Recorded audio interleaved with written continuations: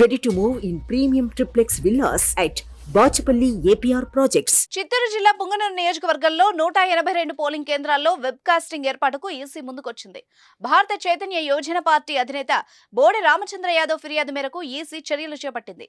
సమస్యాత్మక కేంద్రాల్లో web casting ను ఏర్పాటు చేయనుంది.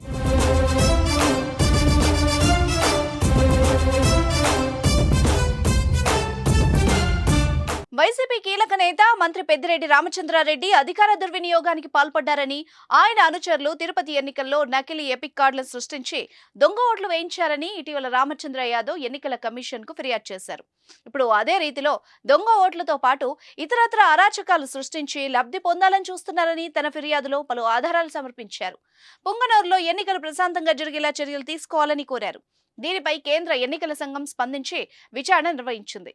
అనంతరం తగు చర్యలు తీసుకోవాలని జిల్లా కలెక్టర్ ఎన్నికల అధికారికి ఆదేశాలు జారీ చేశారు. ఈ లేఖపై స్పందించిన జిల్లా ఎన్నికల అధికారి కలెక్టర్ మోహన్ సాగిలి విచారణ జరిపి తీసుకున్న చర్యలను వివరిస్తూ సీఈఓకు లేఖ రాశారు.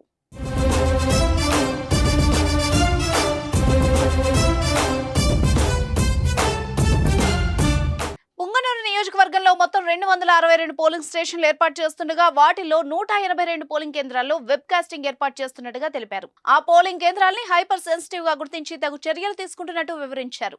పోలింగ్ జరిగే రోజు ఆయా పోలింగ్ కేంద్రాల పరిధిలో ఎటువంటి అవాంఛనీయ సంఘటనలు జరగకుండా ప్రత్యేక చర్యలు చేపడుతున్నట్టు స్పష్టం చేశారు. ఈసీ చర్యలపై రామచంద్ర యాదవ్ హర్షం వ్యక్తం చేశారు. కేంద్ర ఎన్నికల సంఘం తన ఫిర్యాదుపై స్పందించడం తొలి విజయం అన్నారు.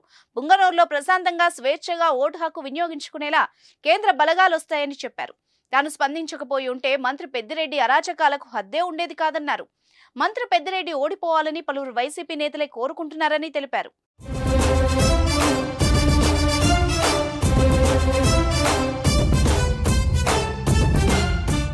సుమన్ టీవీలో మీ పర్సనల్ అండ్ బిజినెస్ ప్రమోషన్స్ కోసం కింది నెంబర్కి కాంటాక్ట్ చేయండి.